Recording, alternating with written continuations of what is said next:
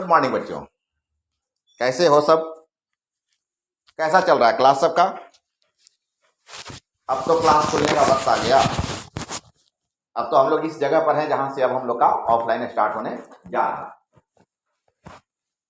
चलो, कुछ क्लासेस का और मामला है, वो क्लासेस हम लोग कर लेंगे। जब तक ऑफलाइन नहीं आता तब तक जो क्लास हो सकता है किया जाए, बैठने से कोई फायदा नहीं। तो फिर से हम तुम्हारे सामने अपने YouTube channel N Kumar physics classes में हम तुम्हारे सामने फिर से आ गए हैं अपने नए टॉपिक के साथ। उम्मीद करते हैं कि तुम लोगों को पीछे का सारा टॉपिक अच्छा से समझ में आ रहा होगा। और अभी अपनी जो पढ़ाई चल रही थी वो एक्सेशन ड्यू टू ग्रेविटी चल रहा था, और मैं तुम्हें बता रहा था variation, acceleration due to gravity में क्या वेरिएशन होता है। और बच्चे मैं प्रीवियस क्लास में तुम लोगों को बताया था कि यह वेरिएशन तीन तरह का हो सकता है।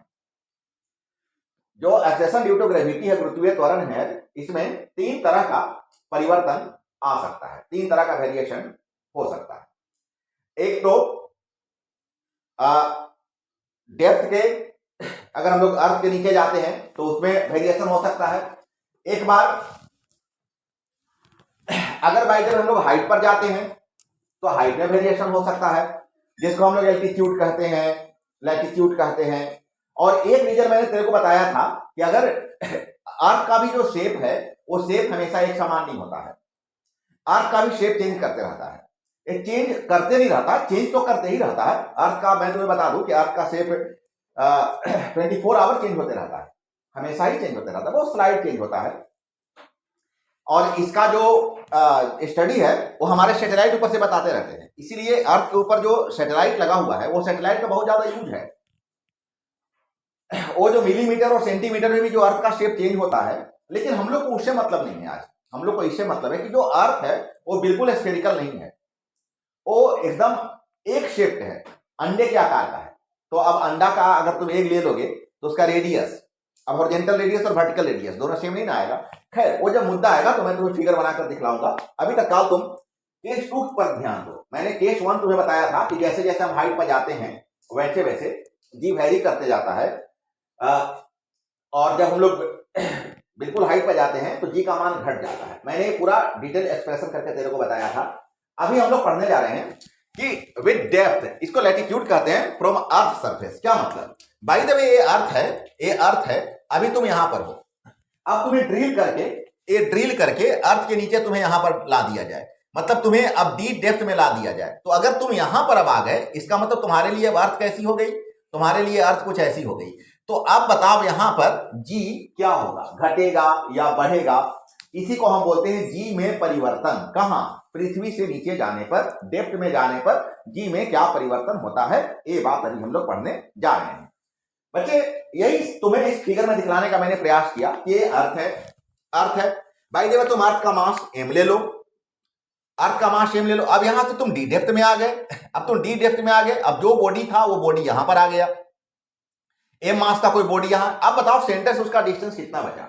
अगर बाय द वे इस रेडियस को तुम स्मॉल आर ले लो तो तुम क्या कह सकते हो कि R is equal to R minus D. Small R is equal to पूरा का पूरा रेडियस आर है, 6400 किलोमीटर, और तुम कितना अंदर आ गए हो? डी डेप्थ अंदर आ गए हो। इसका मतलब है कि अब जो ये रेडियस बचा वो कितना बच गया बच्चा? ए बच गया आर माइनस डी। क्या मतलब है तुम्हें बताने का प्रयास किया? मैं तुम्हें बताने का प्रयास किया कि bye the way total radius कितना होता है। मैं कितना बताया तेरे को? 6400 किलोमीटर। कल्पना कर कि तुम 400 किलोमीटर तुम ड्रिल करके और 400 किलोमीटर तुम डेप्थ में आ गया, तो अब रेडियस तुम्हारे लिए कितना बचा? तुम्हारे लिए रेडियस 6000 किलोमीटर बचा। नहीं, अभी बाय द वे 400 किलोमीटर तुम ड्रिल करके तुम यहां पर आ गए हो, तो अब तुम्हारे लिए सेंटर से ये जो डिस्टेंस बच गया जिसको तुम रेडियस बोल रहे हो, ये रेडियस अब तुम्हारे लिए 6000 किलोमीटर बचा। तो अब अगर 400 किलोमीटर हम नीचे चले जाएंगे तो तय बात है कि जी वहां पर वेरी कर जाएगा। मेरे को ये पता नहीं है बढ़ेगा या घटेगा, मैं ये नहीं तेरे को बता रहा हूं, मैं ये बता रहा हूं कि वेरी कर जाएगा। अब वो इंक्रीज करेगा, वो डिक्रीज करेगा, वो तो एक्सप्रेशन का मामला है ना, वो तो मैं जब रिजल्ट आएगा वहां पर मैं तेरे से चर्चा करूंगा कि घट रहा है बढ़ रहा है। अभी मैं तेरे को ये बता रहा हूं कि वो वेरी कर जाएगा। और आज मेरा पढ़ाई वही होने जा रहा है कि अगर बाय द वे हम डेप्थ में आ जाते हैं, अगर बाय द वे हम लैटिट्यूड पर आ जाते हैं तो जी में क्या वेरिएशन होगा। उम्मीद करें कि तुम लोग को फिगर क्लियर है, एकदम पक्का। चल अब आगे बढ़ते हैं। मैं बता रहा हूं कि बाय द वे हम डी डेप्थ अंदर आ जाते हैं। Acceleration due to gravity on the earth surface G जी ले लेते हैं, और अगर हम डी डेप्थ पर आते हैं वहां पर acceleration due to gravity G D, D for depth, अगर वहां पर जी डी आ जाता है तो क्या मैं कह सकता हूं कि R is equal to R minus D. अरे बच्चे एक बात और बता, क्या होता है G is equal to, formula क्या होता है, G M by R square होता है ना। तो डी डेप्थ पर अगर आ जाओगे तो क्या हो जाएगा, G D is equal to G M by R square. मैं तेरे को बताया था ना कि ये जो रेडियस है, ये रेडियस क्या है, स्मॉल आर लिया, और मैंने बताया था ना R is equal to R minus A, तो एक ये तो हो गया ना, वो G M by R square हो गया। अब हम कंसीडर करते हैं कि mass of a sphere of radius R radius पर मास ऑफ स्फीयर लिख सकते हो, या यहां पर अर्थ भी लिख सकते हो, अर्थ भी लिखो ना, mass of earth. Bye the वे यहां पर ये जो धरती तुम्हारे लिए बच गई, इस धरती का मास हम कंसीडर कर लेते हैं कि एम डैश है। तो अब बोलो इस एम डैश का वैल्यू कितना हो जाएगा, क्या होता है मास इज इक्वल टू, मेरे को अच्छा समझ, मैं बोला कि तुम्हारी पूरी धरती माता इतनी बड़ी है, लेकिन तुम तो अब इतना नीचे समा गया, तो अब तुम्हारे लिए तो धरती माता इतनी ही बड़ी बची। तो मेरे को ये बता दे कि जो धरती माता तुम्हारे लिए बची उसका मास क्या होगा, क्या होता है मास इज इक्वल टू, तो फॉर्मूला होता है mass is equal to volume into density. इस मास को तुम एम डैश ले लिए हो, तो मास इज इक्वल टू होता है वॉल्यूम इनटू डेंसिटी। अब बताओ कि अगर तुम इतने नीचे आ गए हो, ऊपर वाले मिट्टी से तुम्हें क्या मतलब है, ऊपर वाले धरती से तुम्हें अभी तत्काल कोई मतलब नहीं है, तो बता इस धरती का क्या हो जाएगा वॉल्यूम। तो कोई दिक्कत नहीं, तुम तुरंत मेरे को बताओगे कि सर 4/3 पाई आर क्यूब हो जाएगा। नॉर्मली अर्थ को हम लोग यहाँ स्फीयर ले रहे हैं, और क्योंकि ये रेडियस आर है, यहां से ये जो रेडियस है वो स्मॉल आर है, तो 4/3 पाई आर क्यूब इसका वॉल्यूम हो गया। और तुम डेंसिटी तो सब जगह इक्वल होगा, इसका मतलब टोटल का टोटल एम डैश का वैल्यू तुमको पता चल गया, एम डैश का वैल्यू पता चल गया 4/3 पाई आर क्यूब। ध्यान देना है आर क्यू है, ऊपर में लिख लेना है, विस्प्रिंग है, ऊपर में लेना 4/3 पाई आर क्यूब। अब देखो इस रो को चेंज कर दो, रो क्या है, रो है डेंसिटी, और डेंसिटी इज इक्वल टू होता है मास बाय वॉल्यूम। क्या होता है density is equal to mass by volume. तो मास कितना हो गया, मास एम रखो, और वॉल्यूम कितना हो गया 4/3 पाई आर क्यूब, ये हो गया डेंसिटी। इस डेंसिटी के बदले तुम इस वैल्यू को पुट कर दो तो एम डैश पता चल जाएगा। एम डैश कितना था, 4/3 था, पाई आर क्यू था, और इस डेंसिटी का वैल्यू कितना है, m by 4/3 pi R cube. क्या हो गया, यहां से कुछ कैंसिल हो रहा है,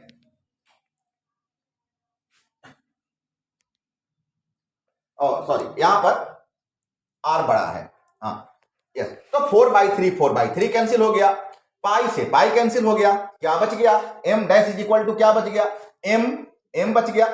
केवल तुम एम कह सकते हो, एम ई कह सकते हो, ये जो एम ई लिखा हुआ मास ऑफ अर्थ, अगर तुम कैपिटल आर भी लिखोगे तो कोई गलती नहीं हो रहा है, बट अगर तुम और अच्छा लिखना चाहते हो तो लिख सकते हो एम ई, और क्या बच गया, ऊपर में स्मॉल आर क्यू बच गया, और नीचे में क्या बच गया, कैपिटल आर क्यू बच गया। और बच्चा यही लिखा हुआ है, ए3 मत लिखना, ए3 नहीं लिखना। तो M dash is equal to हो गया M E dot R cube by R cube. समझ में आ रहा है ना, ये ऐसे लिखा हुआ है M E dot R cube और बाई आर क्यू, ऐसे लिखा हुआ है। मैं तेरे को यहां पर लिख के दिखा दिया, तुम्हें कंफ्यूजन नहीं होना चाहिए। ऐसा कर कि ये जो वैल्यू तुम्हारा है, इस वैल्यू को यहां एम डैश ले ले, यहां एम डैश ले ले, इस वैल्यू को तुम इक्वेशन 2 में पुट कर दे। ये जो एम डैश का वैल्यू मिला, इस एम डैश के वैल्यू को इक्वेशन 2 में पुट कर दे। अब यहां पर जब तुम पुट कर देगा,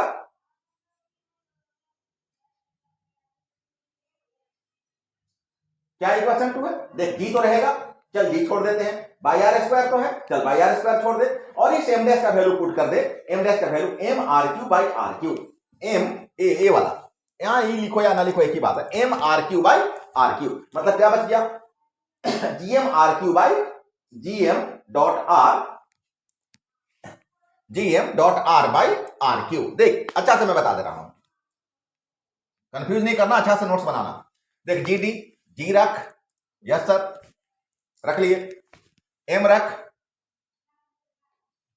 एम बोले तो एम डैश नहीं, एम डैश का वैल्यू पुट कर, कितना पुट करेगा, M R cube by R cube, और यहां बाई आर स्क्वायर था, इसको रख, एक कट गया, एक आर बचेगा ना, मतलब क्या हो गया G M small R by R, G M small R by R Q, A बच गया, जी एम, ए ऐसे है बेटा, ए G M by R Q into R, ऐसे है। कंफ्यूज मत होना, मेरी बात समझ में आ रही है, कोई दिक्कत नहीं है।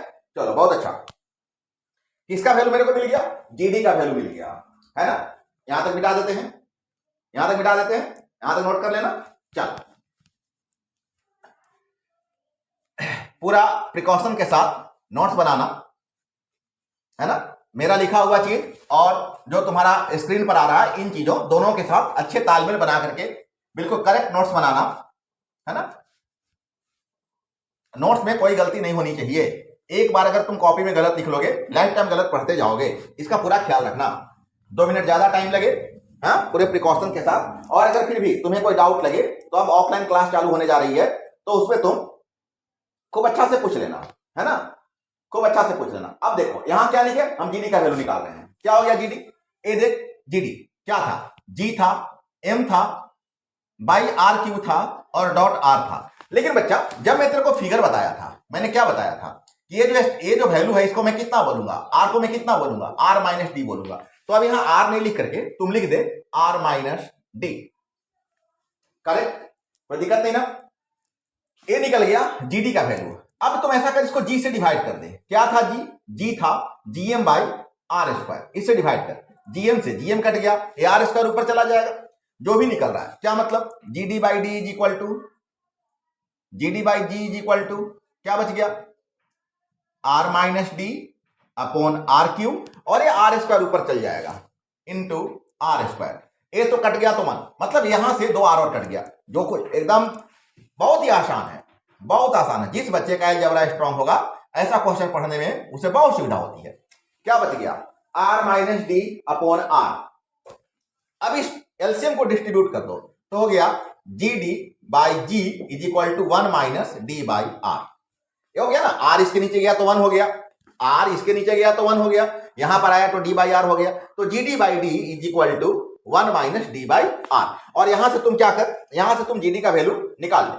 तो यहां से जब तुम जीडी का वैल्यू निकालेगा तो क्या हो जाएगा, जीडी, ए जी यहां जाकर के मल्टीप्लाई हो जाएगा, ए जी यहां आकर के मल्टीप्लाई हो जाएगा, तो हो जाएगा G into 1 minus D by R. अब अच्छे ध्यान दें, ये हो गया फाइनल आंसर।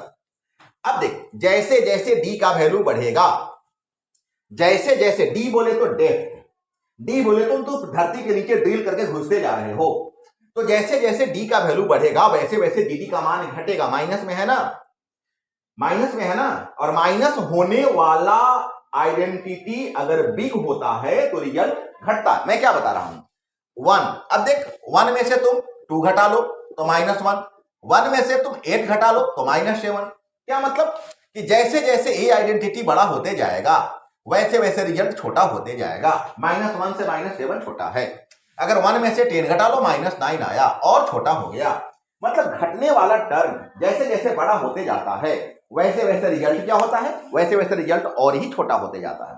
मतलब तय बात है, रिजल्ट बोले तो जीडी, रिजल्ट बोले तो जीडी, ये और ही छोटा होते जाएगा।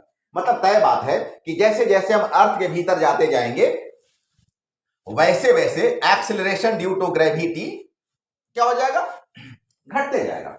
अभी एक बच्चा मेरे से पूछा कि सर क्या मैं सेंटर पर जा सकता हूं, ये अर्थ का सेंटर है, क्या मैं ड्रिल करते करते सेंटर में जा सकता हूं क्या, और सर अगर मैं सेंटर पर जाऊंगा तो एक्सेलरेशन ड्यू टू ग्रेविटी वहां पर क्या होगा। अब बच्चा देख, ये पूरी धरती है, इसका रेडियस तुम मार लिया, अगर तुम बाय द वे ड्रिल करते करते सेंटर पर आ जाओगे तो कितना डेप्थ में चले जाओगे, डी डेप्थ में चले जाओगे। इसका मतलब है कि बाय द वे कंसीडर कर, इमेजिन कर कि तू सेंटर पर चल गया,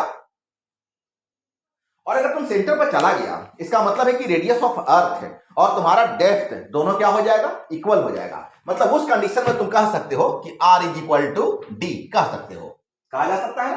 तो बच्चा अगर R और D दोनों बराबर हो गया और यहां पर तुम वैल्यू पुट कर दे, इस जगह पर तुम वैल्यू पुट कर दे, तो क्या हो जाएगा, G D is equal to, तब हो जाएगा G 1 minus R by R. या तो D बाई डी लिख या तो R बाई आर लिख। मैं क्या बताया, मैं बताया कि D के बदले में R पुट कर दिया और ये कैंसिल हो गया तो ये हो गया 1। इसका मतलब हो गया कि G D is equal to G 1 minus 1 बोले तो 0। इसका मतलब है कि वहां एक्सेलरेशन ड्यू टू ग्रेविटी कितना हो जाएगा, 0। कहां, सेंटर ऑफ अर्थ। एक बहुत अच्छी ऑब्जेक्टिव भी है, ध्यान देना।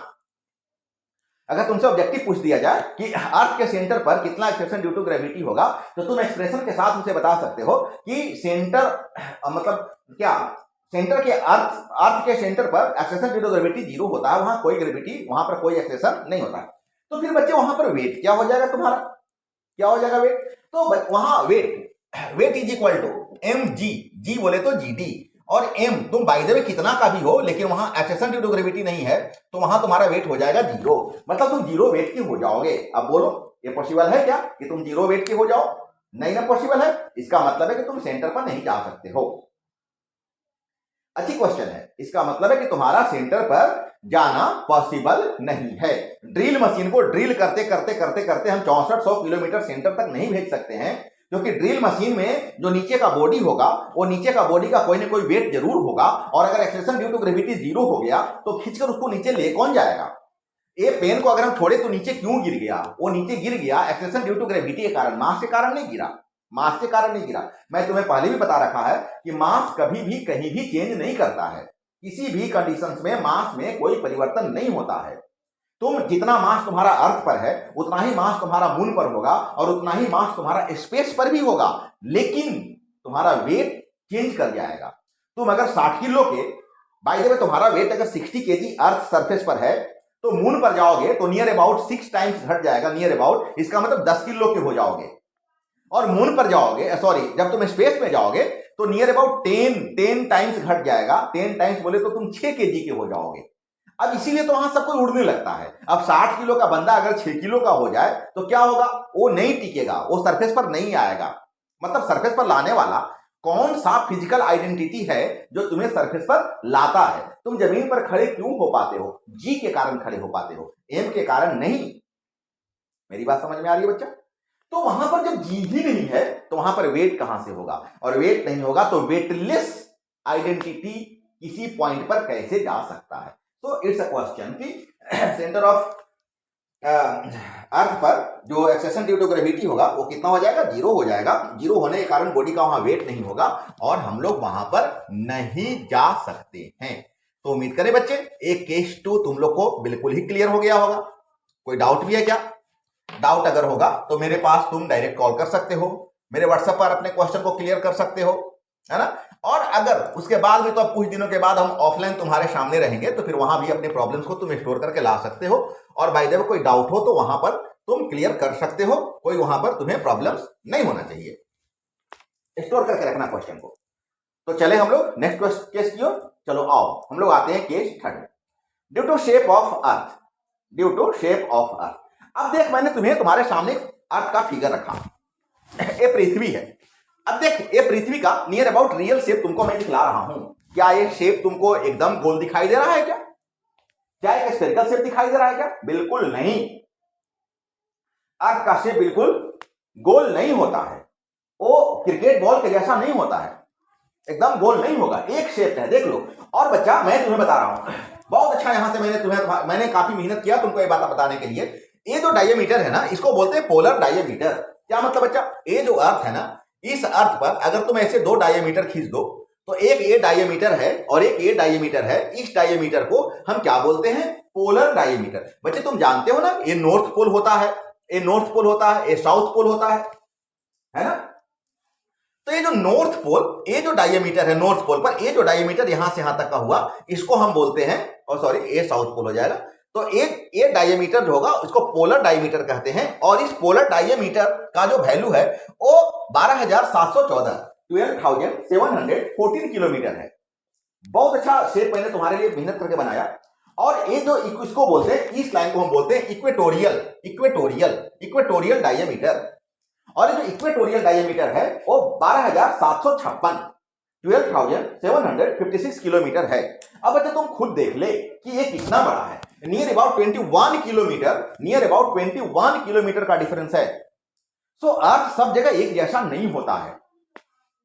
अर्थ का जो शेप है वो सब जगह एक जैसा नहीं होता है। नियर अबाउट 21 किलोमीटर का डिफरेंस है इसके रेडियस में। ये तो तुमको लगभग 44 आ रहा है, तो 44 को तो 42, तो 42 को तुम अरे 42 किसमें चेंज आ रहा है ना, डायमीटर में चेंज आ रहा है ना, ए डायमीटर है बेटा, ए डायमीटर है। मैं तो रेडियस का बात कर रहा हूं कि रेडियस जो होता है नियर अबाउट 21 किलोमीटर चेंज रहता है, तो बिग चेंज है, इसको बहुत स्मॉल चेंज तुम नहीं मान सकते हो। बट अगर ये मेरे को तब डिस्कस करने की जरूरत होती है जब मेरे को एक्सेप्शनल स्पेशल हमको इसी पॉइंट पर डिस्कस करना है, तो अदरवाइज हम अर्थ को स्फेरिकल कंसीडर करते हैं। अब ये बात मैंने तुम्हें यहां पर थ्योरेटिकल मैंने लिख दिया कि अर्थ इज नॉट स्फेरिकल, एकदम गोल नहीं होता है, बट एग शेप्ड, इसको एलिप्सॉइड कहते हैं, एलिप्सॉइड कहते हैं, एकदम गोल नहीं है पर वलयाकार है। The equatorial radius is about 21 kilometre longer than the polar radius। ये जो तुम्हारा इक्वेटोरियल रेडियस है, ये इक्वेटोरियल रेडियस है, मतलब ए रेडियस, ए वाली रेडियस, अगर ए रेडियस, ये जो इक्वेटोरियल रेडियस है ये पोलर रेडियस है, तो इस पोलर रेडियस से ये इक्वेटोरियल रेडियस 21 किलोमीटर लॉन्ग है। Hence the bodies at the equator pole radius are farther from the center of mass of earth then the body at the. तो अब बता दे कि कोई बॉडी यहां पर है और कोई बॉडी यहां पर है, तो सेंटर से कौन ज्यादा दूर पर होगा? तो सेंटर से इक्वेटोरियल पॉइंट पर जो बॉडी होगा वो 21 किलोमीटर ज्यादा दूर होगा देन पोलर से, होगा ना। इसको ध्रुवीय कहते हैं, इसको विषुवत रेखीय कहते हैं हिंदी में। तो ध्रुवीय जो ध्रुव पर होगा वो विषुवत रेखा से 21 किलोमीटर ज्यादा दूर पर होगा, है ना। तो उसका यहां पर क्या होगा, ए रेडियस बढ़ जाता है। और बच्चा एक्सेशन ड्यू टू ग्रेविटी का तुम फॉर्मूला पढ़े हो कि G is equal to GM by R square. क्या पढ़े हो? G is equal to GM by R square. यहां G और M दोनों कांस्टेंट है, G भी कांस्टेंट है और M भी कांस्टेंट है, ये दोनों वेरिएबल नहीं है। इसका मतलब तो ये हुआ कि G is directly proportional to 1 by R square, और ऐसे भी कह सकते हो कि G inversely proportional to R square. दोनों में से जो भी तू लैंग्वेज बोलना चाहे बोल सकता है। इसका मतलब है कि सारा खेल, इस G का जो वेरिएशन का सारा खेल है वो रेडियस पर है ना। जैसे जैसे रेडियस बढ़ेगा वैसे वैसे G का वैल्यू घटेगा, इनवर्सली है ना बेटा, इनवर्सली है। तो R का मान जैसे जैसे बढ़ेगा वैसे वैसे G का मान घटेगा। इसका मतलब, और R किसका बड़ा है? तो नो डाउट R इक्वेटर का बड़ा है। तो इक्वेटर पर G का मान कम होता है और पोलर पर G का मान ज्यादा होता है। ये बात मैं तुम्हें यहां बता दिया कि RP is less than RE, P for polar, E for equator, P for polar, E for equator. क्यों? क्योंकि RE is equal to RP plus 21 kilometre है। मैं बताया ना कि इक्वेटर का जो रेडियस होता है पोलर प्लस 21 किलोमीटर। इसका मतलब हो गया कि GE is less then GP, मतलब इक्वेटर पर जो G होगा वो पोलर पर के G से छोटा होगा। और मैं तुम्हें थोड़ा सा यहां पर और बात बताया कि by putting the value of GP minus G, तो दोनों के बीच में जो एक्सेशन ड्यू टू ग्रेविटी का जो डिफरेंसेज होता है वो 0.2 मीटर पर सेकंड स्क्वायर का होता है बच्चा। तो ये भी तुम एक जीके जीएस के लिए या ऑब्जेक्टिव के लिए तुम जान सकते हो कि दोनों एक्सिस पर अगर मेरे को एक्सेशन ड्यू टू ग्रेविटी अगर मेरे को मेजर करने का जरूरत पड़ेगा तो ये जो डिफरेंसेज आता है वो डिफरेंसेज कितना आता है? ये डिफरेंसेज आता था 0.02 मीटर पर सेकंड स्क्वायर का। क्योंकि ये चेंजेस बहुत ही कम है इसलिए हम लोग नॉर्मल बिहेव में हम लोग इसको कंसीडर नहीं करते हैं, अदरवाइज चेंज तो है। तो बच्चे अभी हम लोग 3 का 3 केस यहां पर आकर क्लियर कर लेंगे। वेरिएशन ऑफ जी यहां पर आकर के हम लोग का तीनों केस क्लियर हो गया। एक तो मैंने तेरे को बताया कि अगर बाय द वे अर्थ के हाइट पर जाते हैं तब भी जी का मान क्या होता है? घटता है। एक मैंने तेरे को क्या बताया कि अगर डेप्थ में जाते हैं तो भी जी का मान क्या होता है? घटता है। और तुमको मैंने थर्ड केस बताया कि अर्थ का जो शेप होता है वो चेंज होता है, तो यहां पर जी का मान कम होता है यहां के रिस्पेक्ट में, इसको हम जी पी बोलते हैं और इसको हम जी ई बोलते हैं, GE, P for polar, E for equator. तो बच्चे यहां पर आकर के 3 का 3 केस जो है वो क्लियर हो गया। तो अच्छा है, पूरे वेरिएशन का नोट्स आप अच्छा से बनाइए और खूब बढ़िया से पढ़िए। और अब आप लोग अपने क्लास का, ऑफलाइन क्लास का भी मेंटली रेडी हो जाइए, है ना, और उसकी भी पूरी तैयारी करते चलिए। इस बीच में मैं आपको 1-2 क्लास और दूंगा। मेरा जो टारगेट है कि ग्रेविटेशन आपको मैं अच्छा से यहाँ बता ही दूं, तो इस बीच में मैं आपको 1-2 क्लास और दूंगा, वो जो बचा हुआ है वो मैं बता देने का प्रयास करूंगा। तो खूब अच्छा से पढ़िए। हाँ, कोई डाउट हो तो आप मेरे से जैसे चल रहे हैं वैसे अपना कमेंट्स दे करके पूछ करके अपने काम को चलाते जाइए। और अगर आपको लगता है क्लास बहुत अच्छा है तो आप इसको शेयर भी करिए अपने दोस्तों के पास, इसको शेयर करते जाइए। जो बच्चे अभी तक सब्सक्राइब नहीं किए हो वो लोग सब्सक्राइब कर लीजिए ताकि हमसे जो भी नोटिफिकेशन जाए वो सारे के सारे नोटिफिकेशन आपको खुद ब खुद आपको पता चल जाए कि सर ने कुछ भेजा है। तो चलिए नए टॉपिक के साथ आपको फिर हम नेक्स्ट क्लास में आपके साथ आते हैं। Okay, bye bye.